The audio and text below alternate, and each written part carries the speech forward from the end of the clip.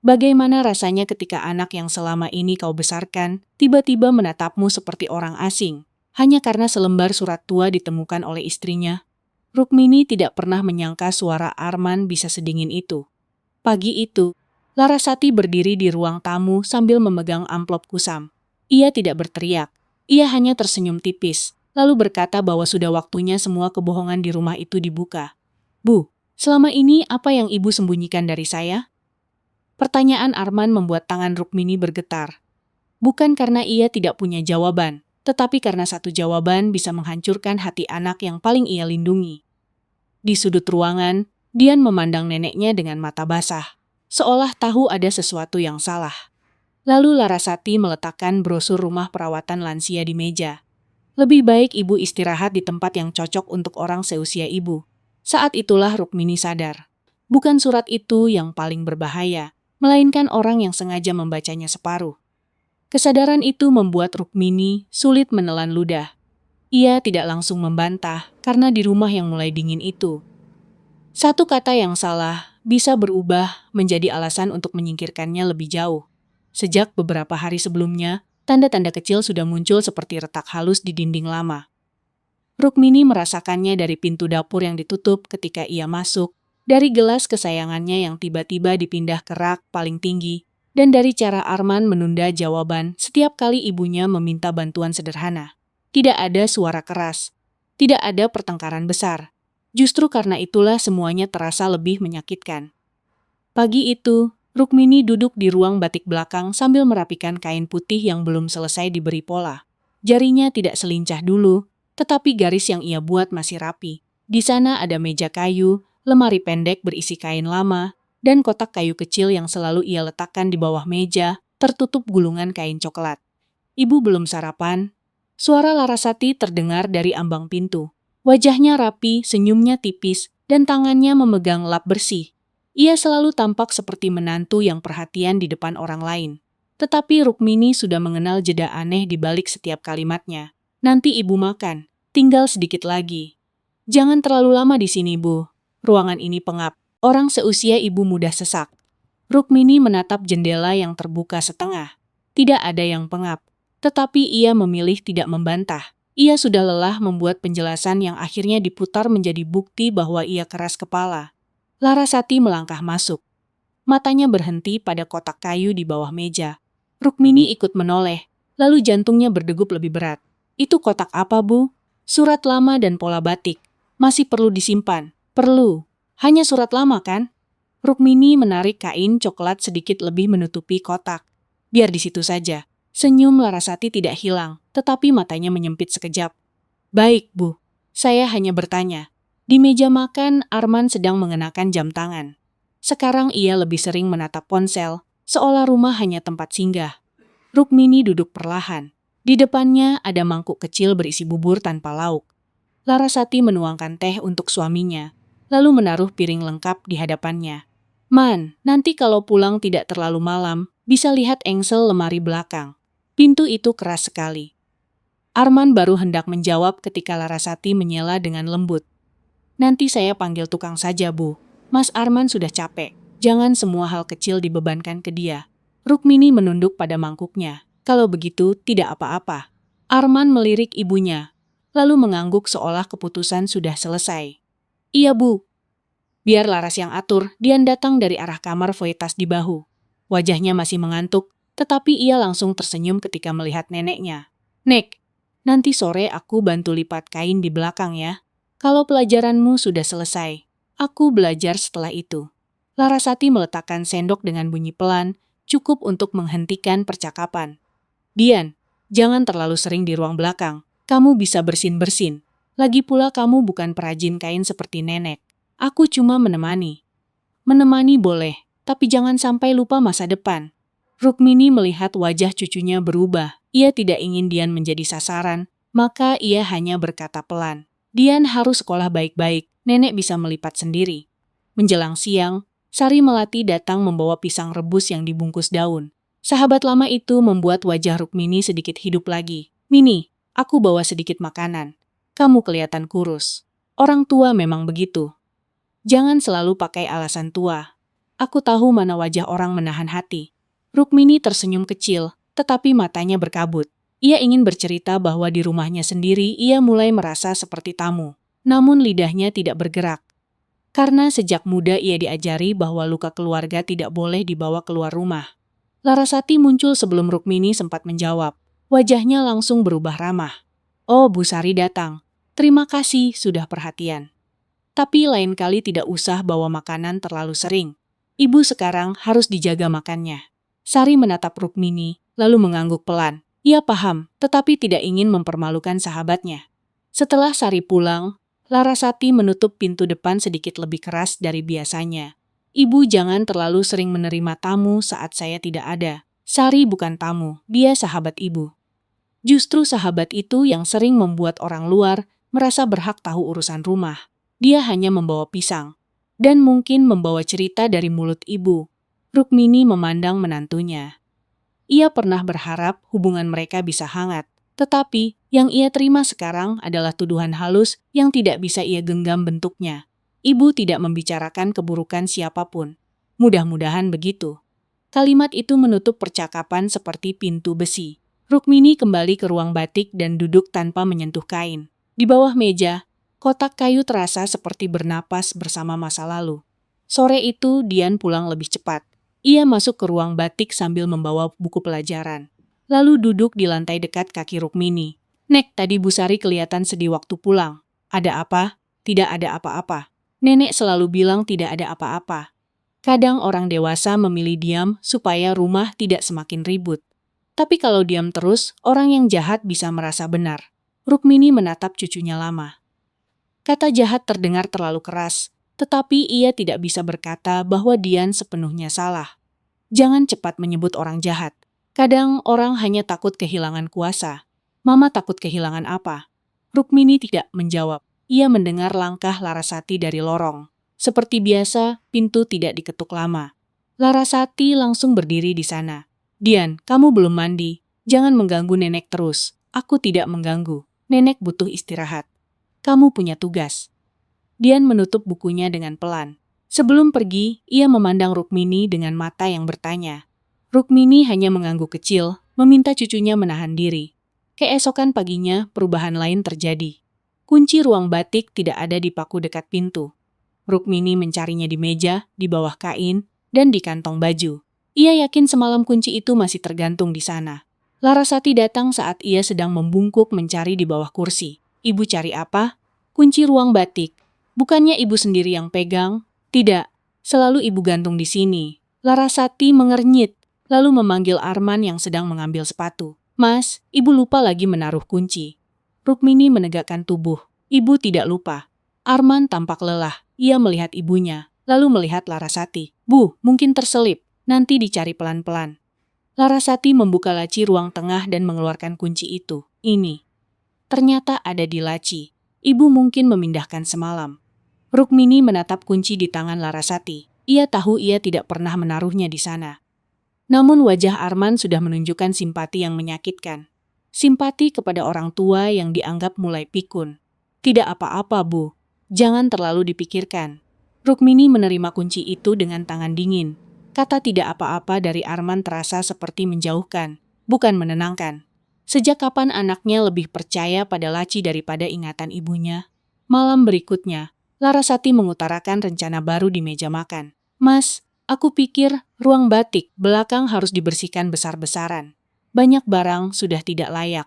Kalau rumah mau terasa lega, kita harus berani melepas yang lama. Dian langsung menatap ibunya. Ruang itu punya nenek. Dian, rumah ini milik keluarga, bukan milik satu orang. Rukmini menaruh gelas perlahan. Biar ibu yang rapikan sendiri. Kalau ibu yang rapikan, tidak akan ada yang berubah. Semua barang dianggap punya kenangan. Arman mengusap wajah. Ia tampak tidak ingin makan malam berubah menjadi pertengkaran. Bu, mungkin biarkan Laras bantu, hanya dibersihkan. Rukmini menatap anaknya. Ia hanya menjawab pelan. Jangan buka kotak kayu di bawah meja. Larasati langsung mengangkat wajah. Kotak itu lagi, isinya surat pribadi. Surat pribadi siapa? Surat lama keluarga. Kalau surat keluarga, kenapa Arman tidak boleh tahu? Ruangan menjadi hening. Sendok Dian berhenti di atas piring. Arman menatap ibunya dengan heran yang mulai tampak seperti curiga. Bu, memang ada apa di dalamnya? Rukmini merasa tenggorokannya kering, ia belum siap. Ia tidak tahu bagaimana membuka masa lalu tanpa melukai orang yang ia lindungi sejak bayi. Maka ia memilih jawaban paling pendek. Belum waktunya dibuka. Larasati tersenyum hampir tidak terlihat. Berarti memang ada sesuatu. Dian berdiri. Mama, semua orang punya barang yang tidak ingin disentuh. Duduk, Dian. Suara Larasati tidak keras, tetapi tajam. Dian duduk kembali dengan mata basah. Arman menatap meja, seolah berharap makan malam selesai sendiri tanpa keputusan. Sudahlah, Laras, jangan buka kotak itu. Bu, nanti barang lain kita rapikan saja. Rukmini mengangguk, tetapi ia tidak merasa menang.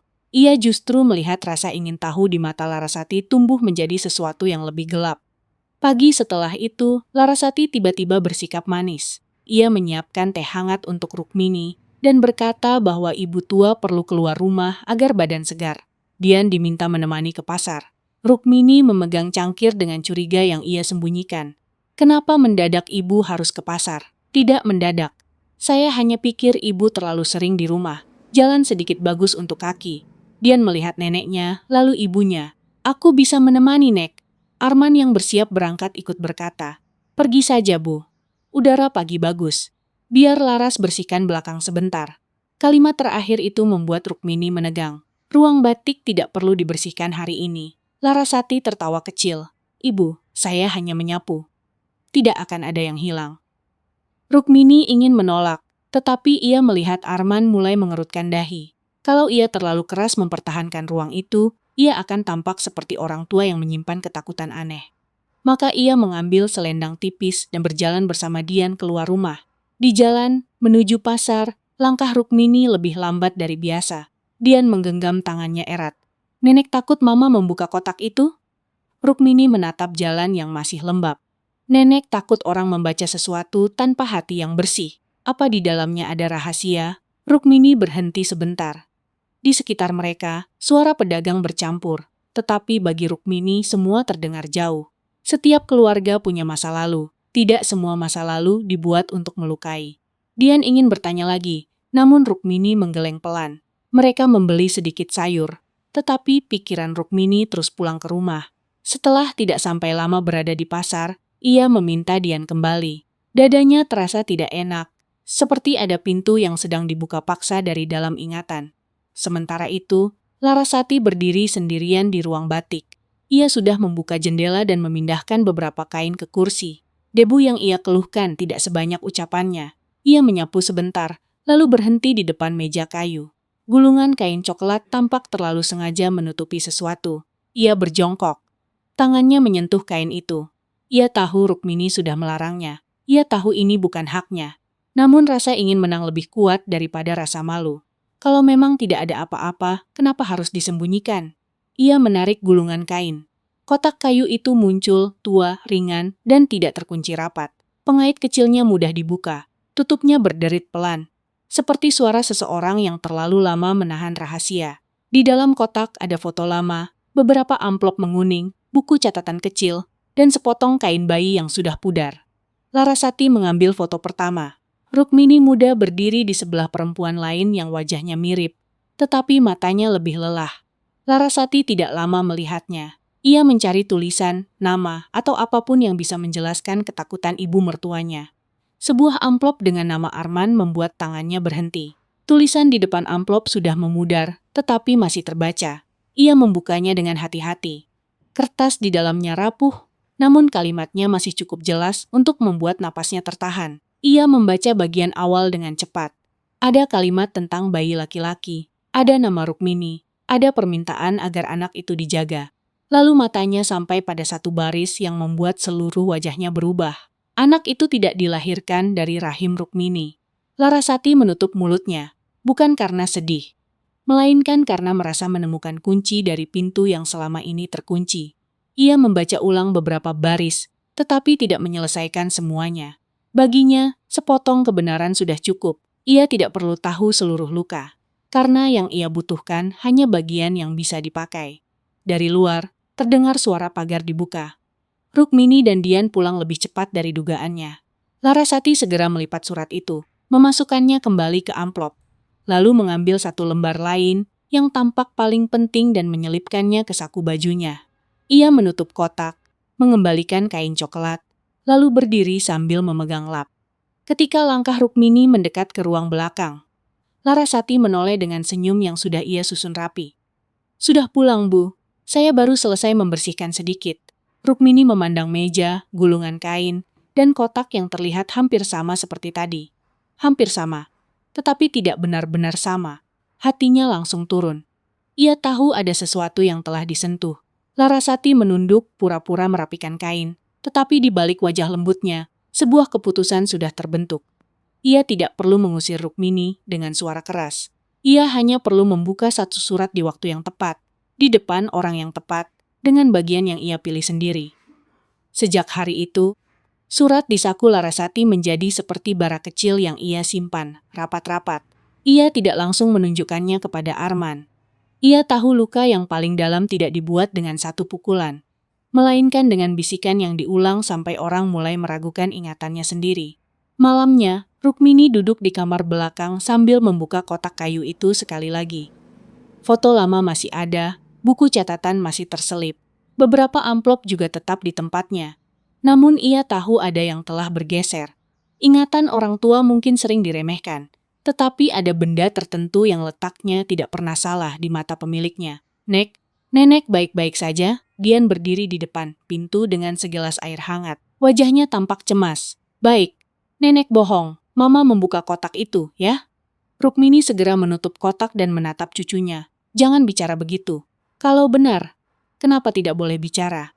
Karena di rumah ini, kebenaran yang diucapkan pada waktu salah bisa berubah menjadi api." Dian duduk di tepi ranjang. Ia ingin bertanya lebih jauh, tetapi Rukmini menggenggam tangannya dengan lembut. Rukmini tidak ingin cucunya ikut berdiri di tengah pertengkaran yang belum terlihat bentuknya. "Dian, jangan melawan ibumu karena nenek. Kalau mama membuat nenek sakit, aku harus bagaimana?" Rukmini tidak sempat menjawab. Langkah Larasati terdengar di lorong. Pintu kamar dibuka setelah 2 ketukan pendek. "Dian, kamu belum belajar? Aku cuma mengantar air." Larasati melihat gelas di meja, lalu matanya turun ke kotak yang setengah tertutup kain. Senyumnya tetap lembut, tetapi matanya tidak. "Nenek perlu istirahat. Jangan membuat beliau terlalu banyak pikiran." Dian keluar dengan berat hati. Larasati masih berdiri sebentar di ambang pintu. Ibu kelihatan pucat. Hanya lelah. Lelah karena terlalu banyak menjaga barang lama, mungkin. Rukmini mengangkat wajah. Barang lama kadang lebih setia daripada manusia. Senyum Larasati membeku sesaat. Namun ia segera menarik napas dan memasang lagi suara halus. "Ibu jangan terlalu sensitif." Belakangan ibu mudah curiga. Sejak pagi berikutnya, kata curiga mulai dipakai Larasati seperti kain bersih yang menutup pisau. Ia menyiapkan teh untuk Arman, merapikan kemejanya. Lalu berbicara cukup pelan agar terdengar sebagai keluhan, bukan tuduhan. "Mas, nanti kalau pulang jangan terlalu malam. Aku ingin bicara soal ibu." Arman menoleh. "Soal apa?" "Nanti saja. Aku tidak mau membuat pagi Mas berat." Kalimat itu sengaja dibiarkan menggantung.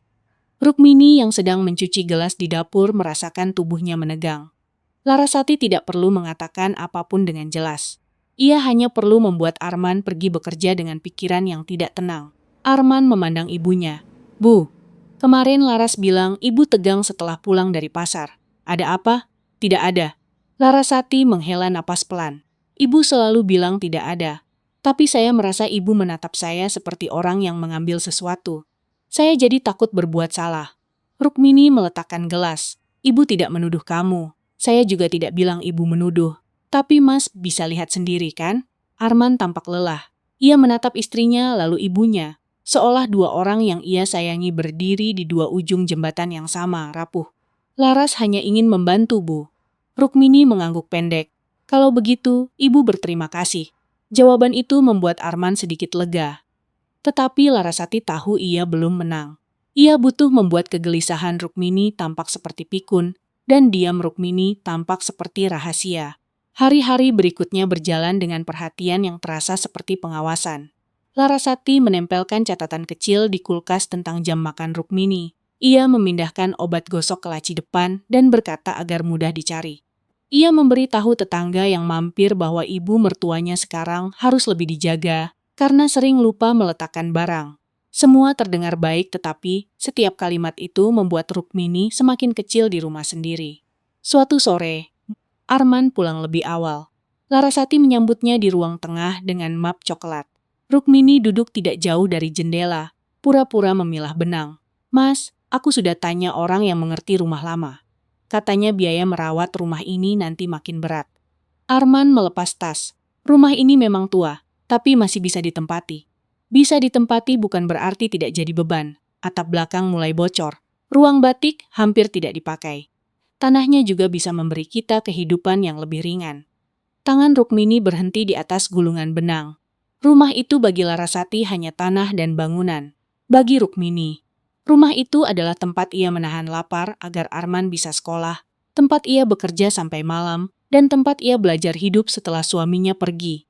Arman berkata pelan, "Bu pasti tidak setuju kalau rumah dijual. Aku tahu.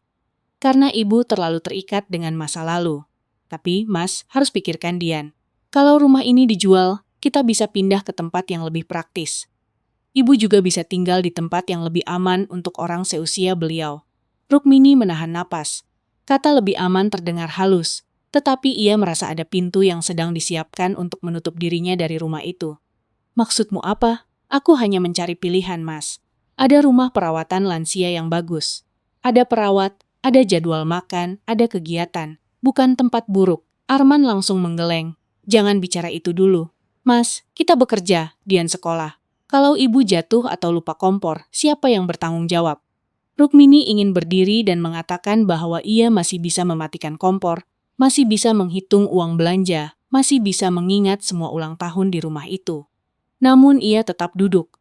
Ia tahu Larasati sedang menunggu ia marah. Malamnya, Arman datang ke kamar Rukmini. Ia mengetuk pelan dan untuk sesaat Rukmini melihat kembali anak laki-laki kecil yang dulu takut masuk kamar ibunya setelah memecahkan gelas. "Bu, boleh masuk? Masuklah." Arman duduk di kursi kecil. "Bu, ibu merasa nyaman tinggal di sini." Rukmini tersenyum getir. "Ini rumah ibu. Maksudku, ibu tidak kesepian, tidak merasa sulit." Kesepian di rumah sendiri masih bisa ditahan. Yang sulit adalah merasa tidak dipercaya di rumah sendiri. Arman menunduk. Laras hanya khawatir. "Apakah kamu juga khawatir atau hanya mengulang kata istrimu?" Wajah Arman berubah. Rukmini sadar kalimat itu tajam, tetapi ia tidak menariknya kembali. "Aku khawatir, Bu. Aku juga bingung. Belakangan rumah ini tegang sekali. Rumah ini tegang sejak semua orang membicarakan ibu tanpa bertanya kepada ibu." Arman mengusap wajah. "Bu, aku tidak ingin bertengkar. Ibu juga tidak. Ibu hanya ingin kamu melihat dengan mata kamu sendiri." Ada hening yang hampir membuka sesuatu di antara mereka. Namun sebelum Arman menjawab, suara Larasati memanggil dari ruang depan. "Mas, telepon dari toko." Arman berdiri terlalu cepat. "Nanti kita bicara lagi, Bu." Pintu tertutup. Rukmini menatap kursi kosong. Ia tahu, dalam rumah itu, kata nanti semakin sering berarti tidak pernah. Keesokan harinya, Larasati mulai mendekatkan surat itu kepada Arman. Saat merapikan meja kerja kecil, ia sengaja meletakkan amplop tua di antara berkas toko. Ujung kertasnya terlihat. Arman melihatnya. "Itu apa?" Larasati tampak terkejut, seolah ia tertangkap menyimpan sesuatu. "Tidak apa-apa. Laras, kalau ini soal ibu, bilang saja." Larasati menggenggam amplop itu erat. "Aku takut Mas sakit hati." Arman mendekat, wajahnya berubah. "Apa maksudmu?" "Aku menemukan sesuatu di ruang belakang. Mungkin aku salah baca. Ada nama Mas di sana. Ada kalimat yang aneh, aku tidak mau menuduh ibu." "Surat apa?" Larasati menarik selembar kertas, tetapi hanya menunjukkan bagian tertentu. "Tidak semua. Cukup nama Arman, cukup kalimat tentang seorang anak yang harus dijaga seperti darah sendiri. Cukup untuk membuat hati suaminya goyah." Arman membaca pelan, dahinya berkerut. "Ini maksudnya apa? Itu yang aku tidak tahu. Kenapa ibu menyimpan surat seperti ini? Kenapa tidak pernah cerita? Mungkin hanya surat keluarga. Mungkin. Tapi kenapa ada nama Mas?" Larasati mengambil kembali kertas itu sebelum Arman membaca lebih jauh. "Jangan paksa aku bicara kalau belum jelas. Aku tidak mau menjadi menantu yang menuduh ibu mertuanya." Kalimat itu membuatnya tampak berhati-hati. Padahal ia baru saja menanam duri di dada Arman. Sejak malam itu Arman berubah. Ia tidak marah, Tetapi ia mulai memandang Rukmini terlalu lama. Ketika Rukmini bertanya apakah ia sudah makan, ia menjawab pendek. Ketika Rukmini menyebut kenangan masa kecilnya, ia tiba-tiba mengalihkan pembicaraan. Jarak itu tidak lebar, tetapi cukup untuk membuat seorang ibu merasa anaknya sedang berdiri di belakang kaca. Dian melihat perubahan itu. Ia mendapati ayahnya berdiri di depan ruang batik, menatap Rukmini dari jauh, lalu pergi tanpa menyapa. "Ayah kenapa? Tidak apa-apa." "Jangan bilang tidak apa-apa. Semua orang di rumah ini bilang begitu. Padahal semuanya sakit." Arman menghela napas. "Kamu masih kecil, Dian. Aku cukup besar untuk tahu kalau mama sedang membuat ayah curiga pada nenek. Jangan bicara begitu tentang ibumu." "Kalau aku bicara tentang nenek, ayah masih percaya?" Arman tidak menjawab. Dian pergi ke kamar Rukmini dengan mata berkaca. Di sana Rukmini sedang mengikat kotak kayu dengan kain panjang. "Nek, ayah sudah berubah. Mama pasti menunjukkan sesuatu." Rukmini berhenti. "Apa ayahmu berkata sesuatu?" "Tidak. Justru itu yang menakutkan. Nenek harus bicara." "Belum waktunya. Kalau menunggu terus, Mama akan bicara lebih dulu." Rukmini memejamkan mata. Dian benar. Tetapi ada kebenaran yang kalau keluar dari mulut orang yang ingin melukai, bentuknya menjadi racun. Rukmini tidak takut pada masa lalu. Ia takut masa lalu dipakai untuk membuat Arman membenci tangan yang membesarkannya. Beberapa hari kemudian, Larasati membawa brosur berwarna lembut ke meja makan. Gambar di dalamnya memperlihatkan taman kecil, kamar bersih, dan orang-orang tua yang tersenyum. "Ini apa?" Suara Rukmini terdengar lebih pelan dari yang ia inginkan. "Tempat perawatan lansia, Bu. Saya hanya mencari informasi." "Untuk siapa?" Larasati memandangnya dengan wajah prihatin. "Untuk kebaikan ibu." Dian yang baru keluar dari kamar langsung menegang. "Nenek tidak mau pergi." "Dian, jangan menyela. Mama bicara seolah nenek barang yang bisa dipindahkan." "Dian." Suara Arman membuat anak itu terdiam. Rukmini segera menyentuh bahu cucunya. "Masuk kamar dulu." "Tapi Nek." "Masuk." Dian pergi dengan marah yang ditahan. Rukmini lalu menatap Arman. Di atas meja, brosur itu terasa seperti pintu keluar yang sudah dipilihkan untuknya. "Apakah kamu juga berpikir ibu harus pergi?" Arman tampak tersiksa. "Bukan begitu, Bu." "Lalu bagaimana?" Larasati menjawab sebelum suaminya sempat bicara. "Bu, jangan membuat Mas merasa bersalah. Kami hanya ingin ibu dirawat dengan baik. Ibu sering lupa barang. Ibu mudah curiga. Ibu tidak mau ruang belakang disentuh. Semua itu membuat kami khawatir." Rukmini menatap Larasati. Ia ingin berkata bahwa kekhawatiran yang jujur tidak menyelinap ke dalam kotak orang lain. Namun ia menahan diri. Ibu belum kehilangan pikiran. Ibu masih tahu siapa yang masuk ke ruang ibu, siapa yang memindahkan barang ibu, dan siapa yang membuat anak ibu perlahan menjauh. Larasati menaruh tangan di dada seolah terluka. "Saya tidak menyangka ibu bisa berpikir begitu tentang saya." Arman berdiri di antara mereka dengan wajah pucat. "Sudahlah, jangan diteruskan." Tidak diteruskan pun luka itu tetap ada, Men. Untuk pertama kalinya malam itu, Rukmini memanggil nama kecil Arman seperti dulu. Arman menunduk. Ada sesuatu yang hampir pecah di wajahnya, tetapi Larasati bergerak lebih cepat. Ia mengambil brosur dan merapikannya dengan napas panjang. "Kita bicara lain kali, saat semua lebih tenang." Namun setelah itu tidak ada yang benar-benar tenang. Rukmini pergi ke ruang batik dan duduk tanpa menyalakan lampu. Ia mendengar suara Larasati di ruang depan. Pelan, tetapi jelas di sela pintu yang tidak tertutup rapat. "Mas, aku tidak mau bilang, tapi ibu memang menyimpan banyak hal. Aku harus tahu surat itu." "Jangan sekarang, aku takut Mas belum siap." "Apa hubungannya dengan aku? Aku tidak tahu. Tapi, kalau tidak ada apa-apa, kenapa beliau begitu takut?"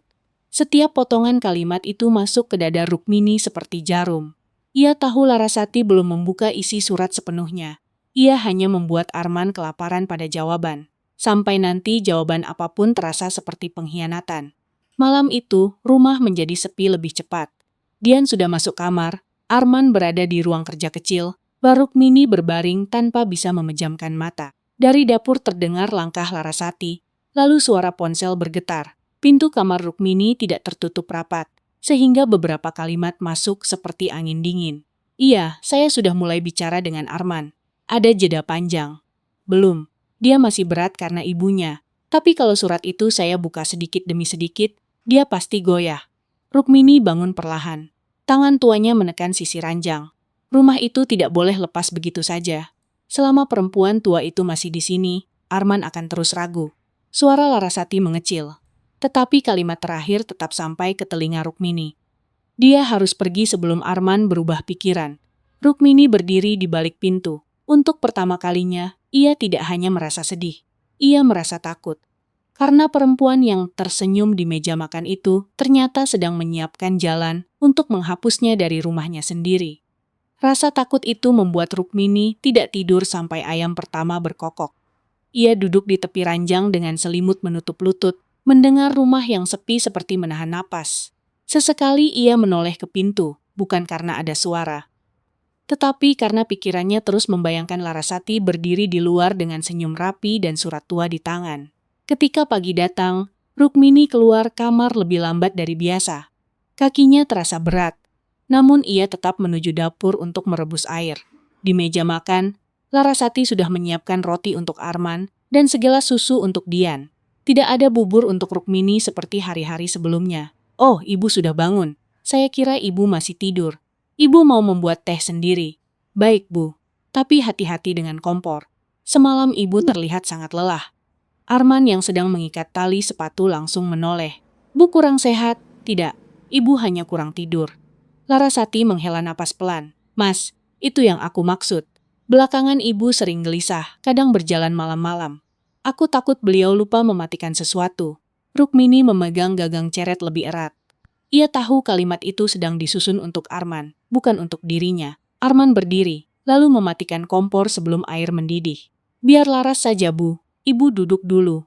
Tangan Rukmini turun perlahan. Ia tidak marah karena kompor dimatikan. Ia hancur karena anak yang dulu belajar menyalakan api dari tangannya, kini takut ibunya menyentuh api. Dian melihat semua itu dari ujung meja. Ia tidak berkata apa-apa, tetapi matanya mengikuti gerak ibunya dengan tajam. Saat Arman berangkat, Dian berpura-pura kembali ke kamar. Lalu keluar lewat pintu samping dan menunggu di dekat pagar. Beberapa menit kemudian, ia melihat Larasati masuk ke kamar Rukmini tanpa mengetuk lama. Hanya sebentar, tetapi cukup untuk membuat Dian mengepalkan tangan. Siang itu Dian tidak langsung pulang setelah kegiatan belajar selesai. Ia berjalan ke rumah Sari Melati yang berada beberapa rumah dari ujung gang. Perempuan tua itu sedang menjemur kain di teras. Ketika melihat Dian datang dengan wajah tegang, Sari segera menghentikan tangannya. "Dian, kenapa wajahmu seperti orang mau menangis?" "Aku mau tanya sesuatu, Bu Sari. Tapi jangan bilang Mama." Sari memandang ke arah rumah Rukmini, lalu menarik Dian masuk ke ruang tamu kecilnya. "Tanya apa?" Dian duduk di kursi rotan, tetapi ia tidak bisa diam. Tangannya meremas ujung rok. "Dulu, keluarga nenek pernah punya masalah besar ya?" Sari menahan napas. Pertanyaan itu terlalu dekat dengan pintu yang selama ini dijaga banyak orang. "Siapa yang membuatmu bertanya begitu?" "Mama menemukan sesuatu di ruang batik. Sejak itu ayah berubah. Mama juga bilang nenek sering lupa. Padahal, aku tahu nenek tidak lupa. Nenek masih ingat di mana benang merah disimpan, masih ingat hutang kecil tetangga bertahun-tahun lalu, masih ingat tanggal wafat kakek, tanpa pernah melihat kalender." Sari duduk perlahan. Wajahnya yang biasanya ramah menjadi berat. "Dian, kadang orang tua menyimpan cerita bukan karena ingin menipu. Mereka menyimpan karena dulu tidak ada pilihan yang tidak melukai." "Jadi memang ada rahasia?" Sari menatap gadis itu lama. Ia melihat keberanian, tetapi juga melihat usia yang masih terlalu muda untuk menanggung keburukan orang dewasa. "Ada masa lalu yang rumit. Tapi dengar baik-baik, nenekmu bukan perempuan jahat. Apa hubungannya dengan ayah?" Sari memejamkan mata. Nama Arman seperti membuka ruang lama di dadanya. Ia ingat malam hujan puluhan tahun silam, suara tangis bayi, wajah Rukmini muda yang pucat tetapi keras kepala, dan janji yang diucapkan di depan orang yang hampir kehilangan segalanya. "Ayahmu disayangi Rukmini lebih dari hidupnya sendiri." Itu bukan jawaban, Bu Sari. Memang bukan. Karena jawaban yang sebenarnya harus keluar dari mulut nenekmu, bukan dari mulutku. Dian berdiri dengan mata basah. Kalau nenek terus diam, Mama akan memakai cerita itu untuk mengusirnya. Sari menggenggam tangan Dian. "Maka jangan lawan ibumu dengan amarah. Cari bukti, cari orang yang masih ingat. Ada orang lama yang dulu mengurus banyak catatan keluarga di lingkungan ini. Namanya Pak Harjo." Ia pindah agak jauh, tapi aku masih tahu tempatnya. Pak Harjo tahu rahasia itu. Ia tahu sebagian yang tidak tertulis di surat Larasati. Nama Larasati membuat Dian terdiam. Sari tidak mengatakan surat apa, tetapi dari caranya bicara, Dian tahu dugaannya benar. Sementara itu, di rumah, Larasati menaruh secari kertas tua di dalam map Arman. Kali ini ia tidak menyembunyikannya terlalu dalam. Ia ingin suaminya merasa menemukannya sendiri. Ia ingin rasa curiga itu tumbuh tanpa tampak ditanam. Arman pulang menjelang sore dengan wajah kusut. Di meja kerjanya, map itu terbuka sedikit. Ia mengambilnya, melihat ujung kertas menguning, lalu menariknya perlahan. Tulisan tangan di sana tidak lengkap. Ada bagian yang terlipat dan ada bagian yang sengaja disobek rapi. Namun nama Arman terlihat jelas. Larasati muncul dari belakang sambil membawa teh. Mas menemukan apa? Arman menatapnya. Ini dari mana? Larasati meletakkan cangkir. Aku tidak tahu harus bilang apa. Itu mungkin jatuh dari kotak ibu waktu aku membersihkan ruangan. Kenapa ada namaku di sini? Itu yang membuatku takut. Takut apa? Larasati menatapnya dengan mata yang tampak basah. Takut selama ini ada sesuatu yang tidak pernah Mas tahu tentang hidup Mas sendiri. Arman membaca ulang beberapa baris. Kata-kata di kertas itu tidak utuh, tetapi justru ketidakkutuhan itu membuat imajinasinya bekerja lebih liar. Ada sebutan tentang anak yang dititipkan, ada permohonan agar nama keluarga dijaga, ada kalimat bahwa seorang bayi tidak boleh menanggung malu orang dewasa. Laras, ini maksudnya apa? Aku tidak berani menebak, tapi kamu sudah menebak. Larasati menunduk seolah terluka. Aku hanya istrimu, Mas. Kalau ada kebenaran yang disembunyikan darimu, aku merasa harus berada di pihakmu. Kalimat itu masuk ke telinga Arman seperti janji. Ia ingin percaya ibunya. Tetapi kertas di tangannya membuat tanah di bawah kakinya terasa bergerak. Ia teringat Rukmini yang selalu menghindar setiap kali kotak itu disebut. Ia teringat ibunya yang berkata belum waktunya dibuka. Kini kata belum waktunya terdengar seperti pengakuan. Malam itu, Arman tidak makan banyak. Rukmini memperhatikannya dari seberang meja. Ia melihat anaknya mengaduk sayur tanpa menyentuhnya. Larasati duduk di samping Arman dengan wajah tenang, seolah tidak terjadi apa-apa. Dian belum pulang dari rumah Sari dan keheningan di meja terasa lebih keras daripada suara piring. Kamu sakit, Man? Arman mengangkat wajah. Untuk sesaat, matanya seperti mata anak kecil yang terluka. Lalu ia menunduk lagi. Tidak, Bu.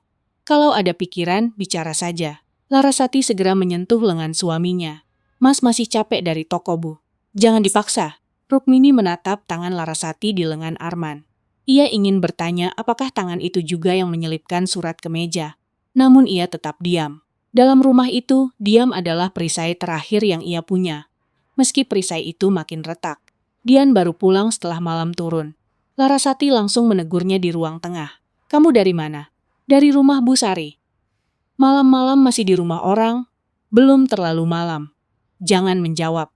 Dian menatap ayahnya yang duduk di kursi. Ia berharap Arman membela, tetapi ayahnya terlalu jauh di pikirannya sendiri. Aku cuma bicara dengan Bu Sari, Larasati menegang. Bicara apa? Tentang nenek. Suasana langsung berubah. Rukmini muncul dari lorong, wajahnya cemas. Dian, aku tidak tahan, Nek. Semua orang membuat nenek seperti orang yang salah, padahal tidak ada yang mau menjelaskan apa salah nenek. Larasati berdiri. Jadi sekarang kamu mengadu ke tetangga. Aku mencari orang yang percaya pada ingatan nenek. Arman akhirnya berdiri. Cukup, Dian. Kenapa cukup selalu untuk aku? Ayah, kenapa tidak cukup untuk mama yang terus membuat nenek kelihatan pikun? Jaga mulutmu. Kata-kata Arman membuat Dian tersentak. Rukmini segera memegang bahu cucunya. Masuk kamar, nak. Aku tidak mau. Dian, masuk. Gadis itu menatap Rukmini, lalu pergi dengan langkah gemetar. Larasati mengusap dahinya. Seperti seorang ibu yang sabar menghadapi anak sulit. Lihat, Mas. Dian mulai ikut curiga pada saya. Ini yang saya takutkan. Rumah kita jadi tidak sehat. Rukmini menoleh pelan. Rumah tidak sehat bukan karena anak bertanya. Rumah tidak sehat karena orang dewasa menyembunyikan maksud di balik kata perhatian. Larasati tersenyum kaku. Ibu menuduh saya lagi. Arman memotong dengan suara rendah. Bu, aku perlu bicara dengan ibu, bukan sekarang. Besok pagi. Dada Rukmini berdenyut. Ia tahu pembicaraan itu akhirnya datang, tetapi ia belum tahu apakah ia akan mampu menahan bentuknya. Malam itu, Dian diam-diam menulis alamat Pak Harjo yang diberikan Sari Melati di belakang buku catatan. Ia tidak tahu kapan bisa pergi, tetapi ia tahu harus menemukan orang itu. Di kamar belakang, Rukmini duduk di depan kotak kayu dengan mata merah. Ia membuka amplop satu persatu, menghitung lagi mana yang masih ada. Ada satu lembar yang hilang.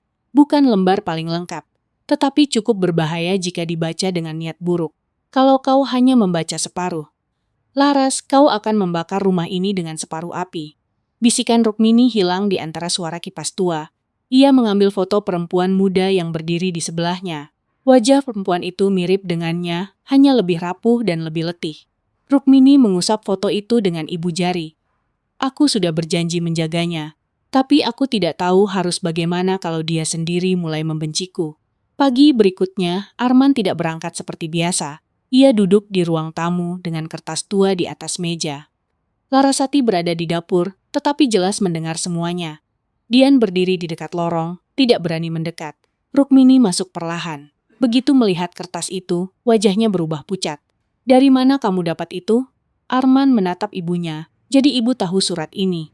Rukmini tidak menjawab. Bu, aku bertanya. Ibu tahu surat ini? Tahu. Suara Arman bergetar. Kenapa ada namaku di sini? Rukmini melangkah ke kursi tetapi tidak duduk. Man, ada hal yang tidak bisa dijelaskan dengan sepotong kertas. Kalau begitu jelaskan dengan mulut ibu.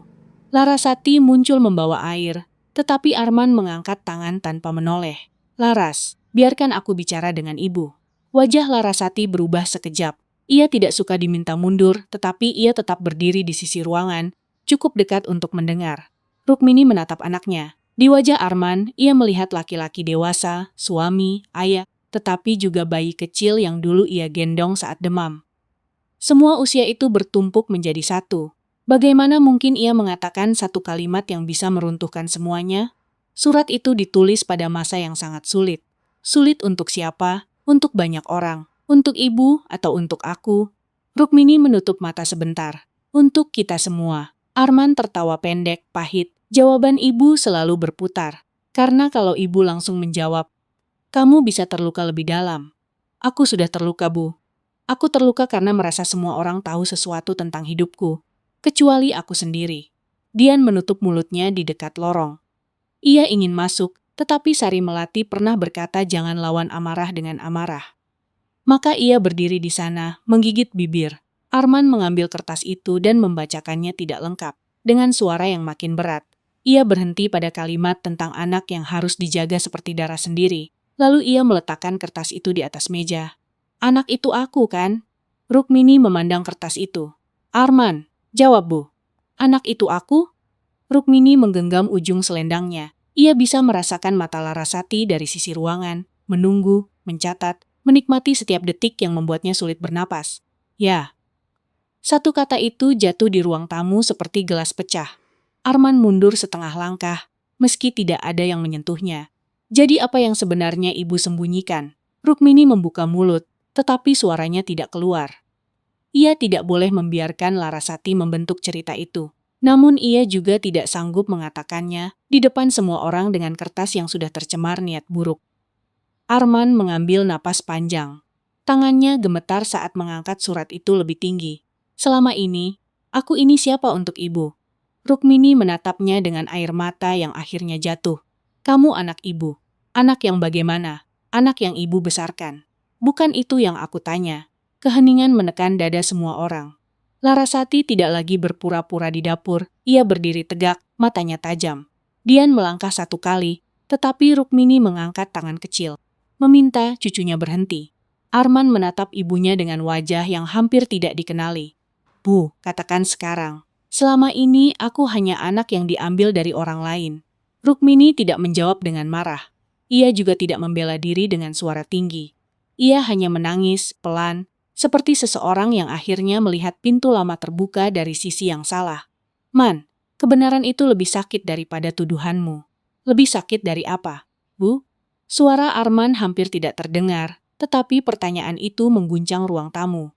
Rukmini ingin menjawab, ingin menarik anaknya duduk, ingin memegang kepalanya seperti dulu. Namun di hadapannya sekarang berdiri laki-laki dewasa yang matanya dipenuhi luka, dan di sisi ruangan ada Larasati yang menunggu.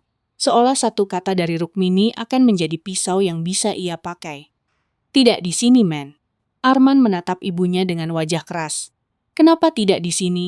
Seumur hidupku mungkin sudah dibangun di atas kebohongan. Sekarang ibu masih mau memilih waktu. Dian melangkah maju, tetapi Rukmini menoleh cepat. Tatapan neneknya meminta ia berhenti. Larasati berjalan pelan ke samping Arman. Wajahnya dibuat lembut, tetapi suaranya terdengar jelas. Mas, mungkin memang lebih baik semua dibuka, biar tidak ada lagi yang disembunyikan. Rukmini memandang menantunya. Laras, jangan jadikan luka orang lain sebagai tontonan. Saya justru ingin Mas tahu kebenaran. Apa itu salah, Bu? Kebenaran yang kau potong bukan lagi kebenaran. Arman mengangkat surat itu. Cukup, Bu. Aku mau jawaban. Rukmini menarik napas. Di kepalanya muncul wajah adiknya yang pucat, tangis bayi yang tidak berhenti, dan janji yang ia ucapkan ketika hidup masih terlalu kejam bagi seorang anak yang baru lahir. Besok sore, kita bicara di rumah ini. Ibu akan menjelaskan. Larasati segera menyela. Kenapa harus besok? Karena ada orang yang harus ikut mendengar, supaya yang kau baca separuh, tidak kau jadikan seluruh cerita. Wajah Larasati menegang. Siapa yang ibu maksud? Rukmini tidak menjawab. Ia memandang Arman. Kalau kamu masih menganggap ibu pernah menjadi ibumu, beri ibu waktu sampai besok sore. Kalimat itu membuat Arman terdiam. Kemarahannya belum padam, tetapi di balik kemarahan itu, masih ada sisa anak yang dulu berlari ke pelukan Rukmini saat takut petir. Ia menunduk, meremas kertas tua di tangannya, lalu berkata pelan, besok sore. Tapi ibu jangan menghilangkan apapun lagi. Malam itu, Rukmini duduk di ruang batik sampai lampu di ruang depan padam. Ia membuka kotak kayu, mengambil amplop yang masih tersisa, lalu memisahkan beberapa lembar yang paling penting. Tangannya gemetar ketika menyentuh kain bayi yang sudah pudar. Benda kecil itu adalah saksi bahwa cinta kadang lahir dari kehilangan. Dian masuk tanpa suara. Nek, besok aku akan jemput Bu Sari. Rukmini menatap cucunya. Jangan ikut terlalu jauh. Aku juga akan mencari Pak Harjo. Siapa yang memberitahumu? Bu Sari, Dian, ini bukan bebanmu. Kalau aku diam, nenek akan sendirian menghadapi mama. Aku tidak mau. Rukmini ingin melarang. Tetapi tatapan Dian mengingatkannya pada dirinya sendiri saat muda. Ada kelembutan, tetapi juga keberanian yang tidak mudah dipatahkan. Kalau kamu pergi, jangan sendirian. Aku pergi bersama Bu Sari. Pagi berikutnya, Larasati bergerak di rumah seperti orang yang mempersiapkan kemenangan. Ia membersihkan ruang tamu, mengganti taplak meja, dan menaruh kursi menghadap satu sama lain. Semua dilakukan dengan wajah tenang, seolah pertemuan sore nanti hanya pembicaraan keluarga biasa. Namun setiap gerakannya membuat Rukmini merasa sedang disusun di kursi terdakwa. Arman tidak pergi ke toko, ia duduk lama di teras, memandang jalan tanpa benar-benar melihat. Beberapa kali ia ingin masuk ke kamar ibunya, tetapi langkahnya berhenti. Rukmini melihatnya dari balik tirai dan menahan diri untuk tidak memanggil. Menjelang siang, Dian keluar dengan alasan membeli alat tulis. Larasati menatapnya curiga. Jangan lama. Iya, Ma. Kamu tidak pergi ke rumah Bu Sari lagi, kan? Dian berhenti sebentar, lalu menjawab tanpa menatap. Aku beli alat tulis. Dian berjalan cepat ke rumah Sari Melati. Dari sana mereka menuju tempat tinggal Pak Harjo di daerah yang lebih sepi. Sepanjang perjalanan, Dian menggenggam tas kecilnya, sementara Sari memegang map kain yang sudah disiapkan. Bu Sari, kalau Pak Harjo tidak mau ikut bagaimana? Orang seperti dia mungkin lambat berjalan, tapi ingatannya masih kuat. Kalau ia tahu Rukmini akan dihancurkan dengan cerita separuh, ia tidak akan diam. Pak Harjo menerima mereka di teras rumah kecil dengan kursi plastik dan pot tanaman. Rambutnya putih, tubuhnya kurus, tetapi matanya masih terang. Saat Sari menyebut nama Rukmini, wajahnya berubah serius. Jadi akhirnya surat itu keluar juga. Dian langsung menatapnya. Bapak tahu, Pak Harjo menghela napas. Ada perkara lama yang tidak pernah benar-benar mati.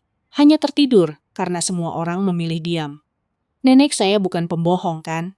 Pak Harjo memandang Dian lama, lalu suaranya melembut.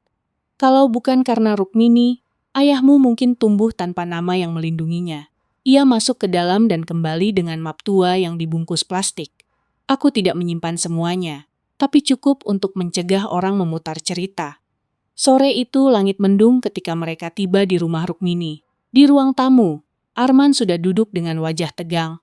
Larasati duduk di sampingnya, memegang amplop tua. Rukmini berada di kursi lain, punggungnya tegak, kedua tangan bertumpu pada pangkuan. Ia tampak kecil, tetapi matanya tidak lagi menghindar. Larasati langsung berdiri ketika melihat Sari dan Pak Harjo masuk bersama Dian. Kenapa mereka ada di sini? Dian menjawab sebelum Rukmini bicara. Karena Mama tidak boleh memotong cerita nenek sesuka hati. Dian, jaga mulutmu. Pak Harjo mengangkat tangan pelan. Tidak perlu marah pada anak itu. Kalau yang dibicarakan adalah masa lalu keluarga, saksi masa lalu juga perlu didengar. Arman menatap lelaki tua itu. Bapak siapa? Saya Harjo. Dulu saya membantu urusan catatan warga di lingkungan lama tempat ibumu tinggal. Larasati langsung menyela. Ini urusan keluarga kami, tidak perlu membawa orang luar. Sari menatapnya tajam. Orang luar tidak akan perlu datang kalau orang dalam tidak membuka kotak orang lain. Wajah Larasati memerah, tetapi ia menahan diri. Ia menatap Arman, berharap suaminya mengusir mereka. Namun Arman justru berkata pelan, biarkan mereka duduk. Arman meletakkan surat di meja. Bu, aku ingin tahu dari ibu. Aku ini siapa? Rukmini menarik napas. Suaranya pelan saat mulai berbicara. Kamu anak yang ibu besarkan dari bayi. Kamu anak yang ibu gendong saat demam. Kamu anak yang ibu sekolahkan dengan uang dari kain batik. Itu tidak berubah, men. Yang berubah adalah aku baru tahu mungkin ibu bukan ibu yang melahirkan aku. Keheningan jatuh. Rukmini menatap lantai sebentar, lalu mengangkat wajah. Iya, ibu tidak melahirkanmu. Arman menutup mata. Meski ia sudah menduga, pengakuan itu tetap menghantamnya. Tangannya meremas lutut. Dian menangis tanpa suara. Larasati menunduk sedikit, menyembunyikan kilatan puas di matanya. Kenapa? Pertanyaan Arman pendek, tetapi isinya seluruh hidup. Rukmini memegang ujung selendangnya. Karena ibumu yang melahirkan tidak sempat membesarkanmu. Arman membuka mata. Wajahnya berubah. Siapa dia? Rukmini mengambil foto lama dari kotak kayu. Lalu menaruhnya di meja. Di foto itu, Rukmini muda berdiri di sebelah seorang perempuan berwajah mirip, lebih kurus, dengan mata letih. Namanya Sekar. Dia adik kandung ibu.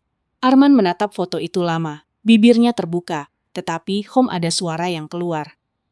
Selama hidupnya, ia tidak pernah mendengar nama itu disebut dengan cara seperti ini. Ia hanya tahu Rukmini pernah punya adik yang meninggal muda. Tetapi tidak pernah tahu bahwa perempuan itu adalah bagian dari darahnya sendiri. Dia ibu kandungku? Rukmini mengangguk. Air mata jatuh di pipinya, tetapi suaranya tetap ia paksa tenang. Dia melahirkanmu dalam keadaan yang berat. Tubuhnya lemah. Orang yang seharusnya bertanggung jawab tidak berdiri di sampingnya. Keluarga kami takut, malu, bingung, dan kejam dalam cara mereka sendiri. Tapi saat ibu melihatmu, ibu tidak melihat aib. Ibu hanya melihat bayi yang menangis dan butuh dipeluk. Arman menunduk. Dadanya naik turun cepat. Kenapa ibu tidak pernah bilang? Awalnya karena kamu terlalu kecil. Lalu karena setiap kali ibu ingin bicara, ibu takut kamu merasa dibuang. Ibu takut kamu berpikir cintamu di rumah ini palsu. Tahun demi tahun lewat, dan keberanian ibu tidak pernah cukup. Larasati segera masuk dengan suara lembut yang dibuat penuh luka. Tapi Mas tetap berhak tahu sejak dulu, Bu.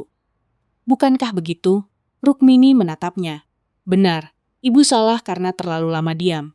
Tapi salah itu tidak memberi siapapun hak untuk mencuri surat, memilih bagian yang paling menyakitkan, lalu memakainya untuk menusuk.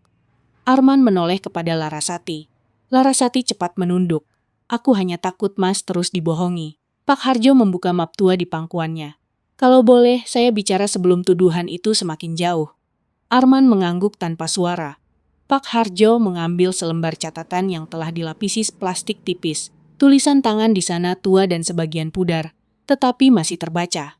Dulu setelah Sekar meninggal, ada pertemuan kecil. Tidak resmi, tetapi disaksikan beberapa orang. Rukmini mengambil tanggung jawab atas bayi itu. Bukan karena ingin mencuri, tetapi karena tidak ada seorang pun yang lebih siap melindungi anak itu. Ia menatap Arman. Namamu tidak diambil dari orang lain. Namamu diberi saat Rukmini memutuskan bahwa bayi itu tidak boleh tumbuh sebagai sisa kesalahan orang dewasa.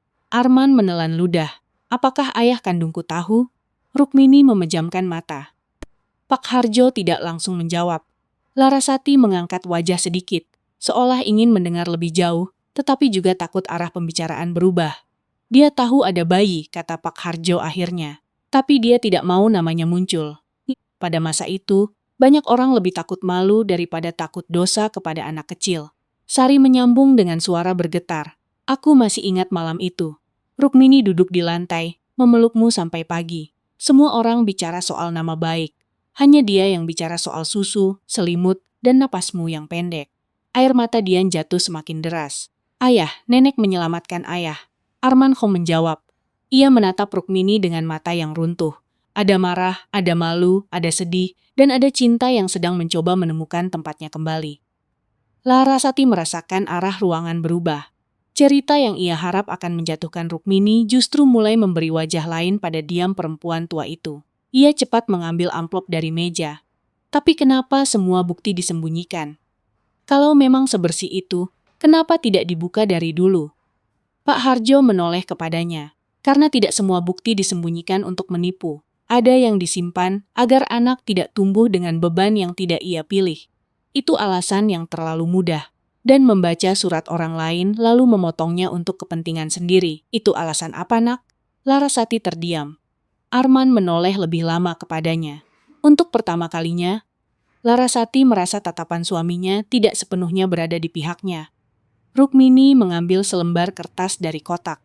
Tangannya bergetar ketika menyodorkannya kepada Arman. Ini surat Sekar. Ibu tidak sanggup membacanya keras-keras. Kalau kamu mau, baca sendiri. Arman menerima kertas itu seperti menerima sesuatu yang bisa membakar tangannya. Ia membaca dengan mata bergerak pelan. Tidak semua kalimat jelas, tetapi cukup untuk membuat wajahnya berubah. Surat itu tidak berisi tuduhan kepada Rukmini. Surat itu berisi permintaan agar bayi laki-laki itu hidup, agar jangan dibiarkan menjadi bahan bisik orang, agar Rukmini memaafkan adiknya yang pergi tanpa sempat menebus semua luka. Arman menutup kertas itu dengan tangan gemetar. Dia meminta ibu menjagaku. Rukmini mengangguk, dan ibu berjanji. Selama ini, setiap ulang tahunku, ibu ingat dia? Setiap hari, Man, bukan hanya ulang tahunmu.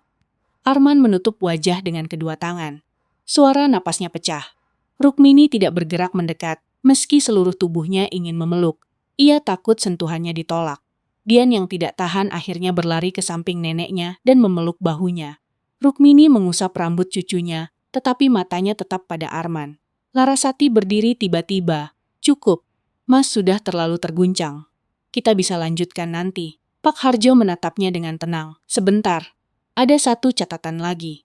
Larasati berhenti. Catatan apa? Pak Harjo membuka lembar berbeda. Kali ini kertasnya bukan surat, melainkan salinan catatan pertemuan lama. Ia menyipitkan mata, membaca perlahan.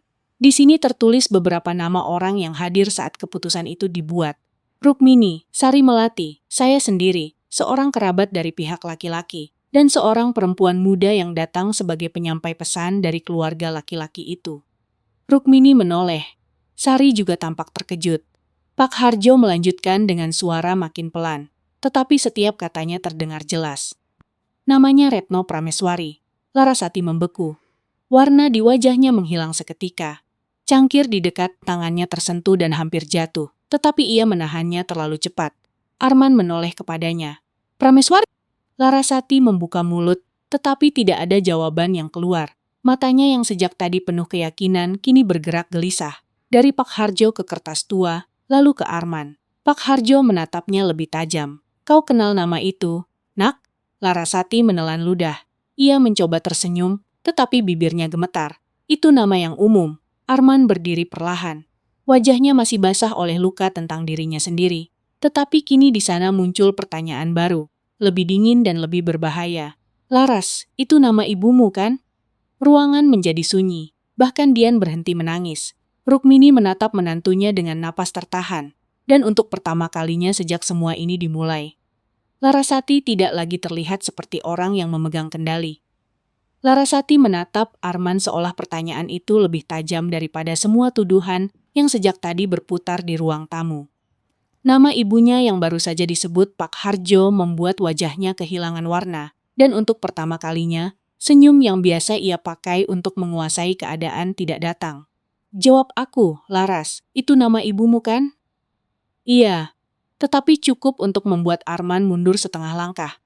Ia melihat kertas tua di tangan Pak Harjo, lalu melihat istrinya. Selama ini ia mengira Larasati hanya menemukan surat di ruang batik karena rasa ingin tahu. Kini ia mulai mengerti Zangang rasa ingin tahu, itu mungkin sudah tumbuh jauh sebelum hari ia membuka kotak Rukmini.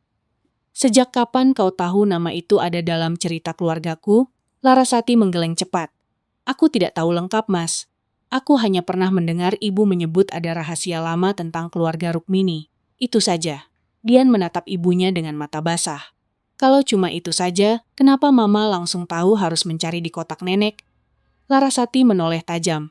Dian, jangan ikut campur. Tidak. Aku ikut campur karena Mama hampir membuat nenek pergi dari rumahnya sendiri. Arman mengangkat tangan, meminta Dian berhenti. Namun matanya tetap tertuju pada Larasati. Apakah sebelum menikah denganku, kau sudah tahu ada hubungan antara ibumu dan masa laluku? Larasati diam terlalu lama. Diam itu lebih jelas dari jawaban apapun. Sari Melati menarik napas seberat. Rukmini memegang ujung selendangnya dengan tangan gemetar. Bukan karena terkejut saja, tetapi karena ia merasa luka lama yang ia simpan kini dipakai untuk membuka luka baru. Pak Harjo meletakkan catatan di meja. Retno Prameswari datang pada malam setelah keputusan tentang bayi itu dibuat. Ia membawa pesan dari pihak laki-laki. Pesannya sederhana, nama lelaki itu jangan disebut, perkara ini harus selesai diam-diam. Arman menelan ludah. Jadi ibumu tahu siapa ayah kandungku? Larasati menutup mata. Aku tidak tahu soal itu, tapi ibumu tahu. Aku tidak bisa menjawab untuk beliau. Pak Harjo mengambil selembar salinan lain dari mapnya. Di catatan ini juga tertulis ada uang yang diterima sebagai tanda perkara ditutup. Retno ikut menandatangani sebagai penyampai pesan. Larasati berdiri mendadak. Itu catatan lama. Bisa saja salah, bisa saja. Tapi tanda tangan itu sama dengan yang pernah kusimpan saat urusan warga dulu. Aku tidak bicara tanpa dasar. Ruang tamu menjadi semakin sesak. Arman membaca salinan itu dengan tangan gemetar. Di sana tidak ada kalimat panjang. Hanya nama tanggal lama yang ditulis dengan huruf, tanda tangan, dan keterangan tentang uang agar nama pihak laki-laki tidak dibawa keluar. Semua dingin, pendek, dan kejam. Laras, kau pernah dengar soal uang ini? Tidak, tapi kau tahu rahasia itu bisa dipakai. Wajah Larasati mengeras. Ia seperti sadar tidak ada lagi cara untuk tampak sepenuhnya polos. Aku tahu ada sesuatu yang disembunyikan. Ibu pernah bilang, kalau aku masuk ke keluarga ini, aku harus hati-hati dengan Rukmini. Katanya perempuan tua itu menyimpan aib yang suatu hari bisa membuat semua orang malu. Rukmini menunduk. Kata aib terasa seperti debu lama yang dilempar kembali ke wajahnya. Sekar bukan aib. Suara Rukmini pelan, tetapi semua orang mendengarnya. Bayi itu bukan aib. Kesalahan orang dewasa yang menolak bertanggung jawab itulah aibnya. Arman menatap ibunya. Baru kali ini ia mendengar kemarahan yang sangat tenang dari suara Rukmini. Bukan kemarahan untuk membela diri, melainkan kemarahan seorang ibu kepada dunia yang pernah begitu mudah menyalahkan bayi. Larasati menggenggam tasnya. Kalau ibu begitu yakin benar, kenapa puluhan tahun diam? Rukmini mengangkat wajah. Karena ibu takut Arman merasa ditinggalkan. Karena ibu takut ia melihat dirinya sebagai sisa kesalahan orang lain. Karena setiap kali ibu ingin bicara, ibu melihat anak yang ibu besarkan dengan tangan sendiri. Lalu keberanian ibu hilang. Itu tetap kebohongan. Benar, ibu salah karena diam. Tapi salah ibu tidak membuat tindakanmu benar.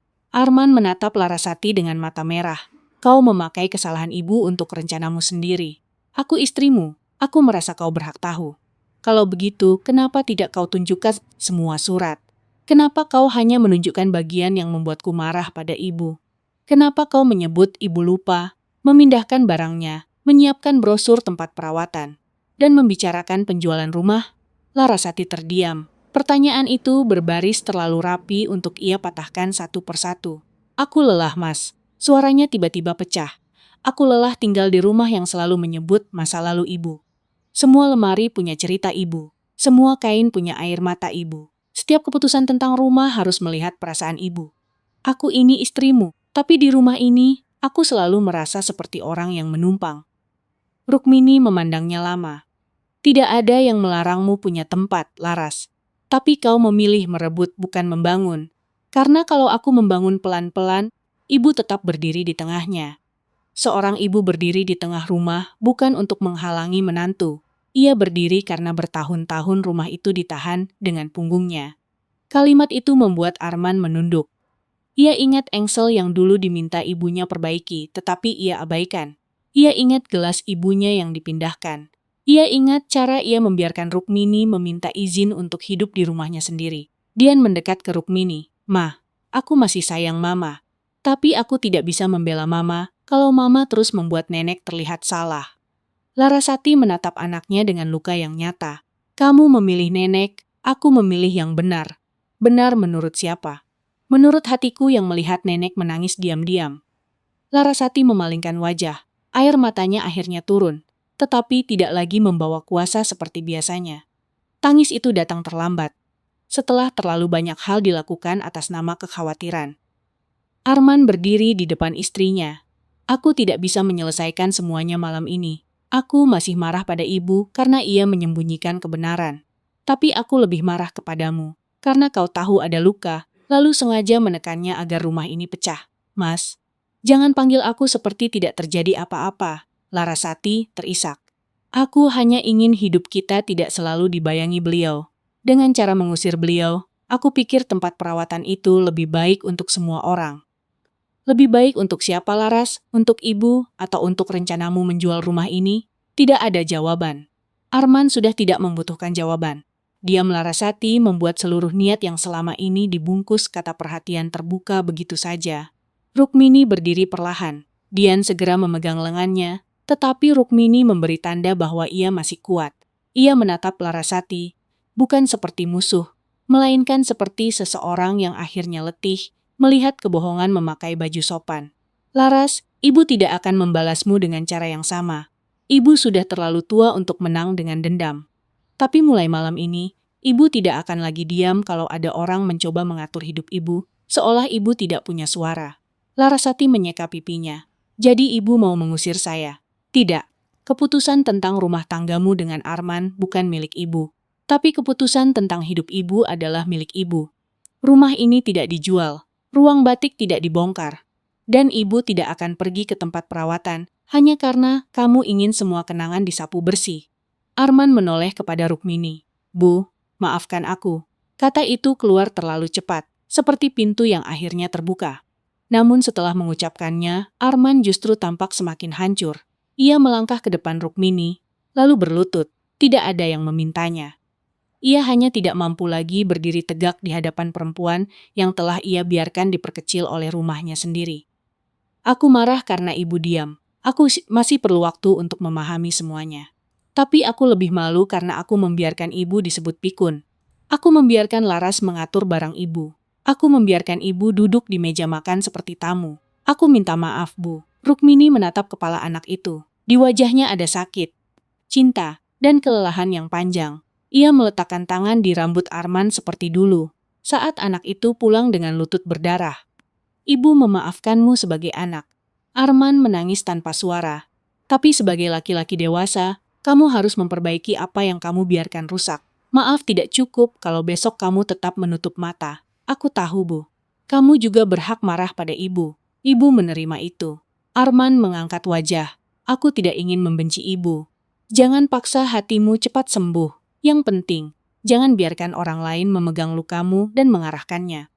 Larasati berdiri di dekat pintu dengan tas di tangan. Wajahnya memperlihatkan kekalahan, tetapi belum penyesalan yang utuh. "Semua orang sudah memutuskan aku yang paling buruk." Rukmini menggeleng. "Tidak ada yang paling buruk di sini. Kita semua membawa salah masing-masing. Bedanya, malam ini kesalahanmu ketahuan karena kau memakai kesalahan orang lain sebagai senjata." Larasati menatap Arman. "Aku pulang ke rumah ibu." Arman tidak menahannya. "Kita bicara setelah semua kepala dingin. Tapi jangan bawa Dian untuk membuatnya memilih kebencian." Dian menatap ibunya dengan pipi basah. "Aku tidak mau pergi malam ini, Ma." Larasati menegang. "Kamu tidak mau ikut Mama? Aku sayang Mama, tapi aku ingin tinggal dengan nenek dulu." Larasati seperti hendak berkata keras, tetapi suaranya patah. Ia menatap putrinya lama, lalu membuka pintu. Tidak ada bantingan. Pintu hanya tertutup pelan, dan suara pelan itu justru membuat rumah terasa sangat kosong. Pak Harjo merapikan mapnya. Sebelum pulang, Ia menyerahkan salinan catatan kepada Arman. Simpan ini, jangan untuk membalas.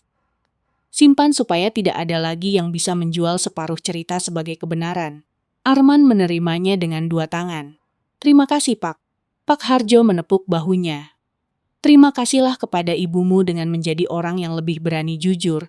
Setelah para tamu pergi, rumah itu diam. Namun diamnya berbeda. Tidak lagi seperti perangkap, melainkan seperti ruangan setelah badai lewat. Masih berantakan, masih basah, tetapi udara mulai bisa dihirup. Dian duduk di lantai ruang batik, menyandarkan kepala pada lutut Rukmini. Arman berdiri di ambang pintu, ragu masuk ke ruangan yang selama ini ia abaikan. Bu, boleh aku duduk di sini? Rukmini menatapnya. Duduklah. Arman duduk di kursi bambu. Ia melihat meja kayu, kain putih, canting tua, dan kotak yang kini berada di atas meja. Rukmini sengaja tidak lagi menyembunyikannya di bawah gulungan kain. Aku ingin tahu tentang Sekar. Tapi tidak harus malam ini. Rukmini mengusap foto adiknya. Kita bicara pelan-pelan. Tidak semua luka harus dibuka dalam satu malam. Dian mengangkat kepala. Nek, ruang batik ini jangan ditutup lagi ya. Tidak. Aku boleh belajar membatik. Rukmini tersenyum tipis. Senyum pertama yang tidak dipaksakan sejak semua surat dibuka. Boleh, tapi batik tidak suka tangan yang tergesa-gesa. Arman menunduk. Mungkin aku juga harus belajar itu. Beberapa hari setelah malam itu, Larasati belum kembali. Arman pergi menemuinya, tetapi tidak membawa Dian. Ia pulang dengan wajah lelah dan berkata bahwa pernikahan mereka harus diberi jarak sampai Larasati berani jujur tentang semua yang ia tahu dari ibunya. Rukmini tidak bertanya lebih jauh. Ia tahu rumah tangga anaknya bukan panggung untuk ia atur, meski hatinya tetap sakit melihat Arman menanggung luka baru. Yang ia lakukan adalah membuka jendela ruang batik lebar-lebar. Ia mengeluarkan kain lama, membersihkan meja, dan meminta Arman memperbaiki engsel lemari yang dulu berkali-kali ia tunda. Arman memperbaikinya tanpa banyak bicara. Setiap putaran obeng terdengar seperti permintaan maaf kecil yang tidak perlu diucapkan berulang. Sore berikutnya, Sari datang membawa 2 perempuan tua dari gang sebelah. Mereka ingin belajar membuat pola sederhana. Rukmini hampir menolak karena merasa tubuhnya belum pulih. Tetapi Dian sudah menyiapkan air hangat dan kain kosong. Nenek bilang, ruang ini tidak akan ditutup lagi. Rukmini melihat cucunya, lalu mengangguk. Maka sore itu ruang batik kembali berisi suara. Bukan suara tuduhan, bukan bisikan curiga, melainkan percakapan pelan tentang garis, malam, kain, dan kesabaran. Rumah yang hampir menjadi tempat pengusiran perlahan, menjadi tempat orang tua kembali merasa berguna. Menjelang matahari turun, Arman berdiri di pintu ruang batik. Ia melihat ibunya membimbing tangan Dian memegang canting. Kain putih di depan mereka masih kosong, hanya ada satu garis kecil yang mulai melengkung. Entah mengapa, garis itu membuat dadanya sesak. Mulai dari mana, Nek? Rukmini memandang kain, lalu memandang Arman. Ia tahu pertanyaan Dian bukan hanya tentang batik. Mungkin hidup mereka juga sedang bertanya hal yang sama. Mulai dari bagian yang paling kosong. Dian mengangguk meski belum sepenuhnya paham. Arman menunduk, memahami bahwa bagian paling kosong dalam dirinya adalah tempat yang selama ini ia isi dengan kemarahan dan rasa malu. Rukmini menjanjikan semuanya akan kembali seperti dulu. Ia tahu ada keluarga yang retaknya tetap terlihat, meski sudah disambung. Namun malam itu, di ruang batik yang kembali bernapas, ia merasa martabatnya tidak lagi berada di tangan orang yang ingin menghapusnya. Ia menyentuh kain putih itu dengan hati-hati. Garis pertama memang selalu paling sulit, tetapi selama tangan masih mau belajar, pola baru masih mungkin dibuat.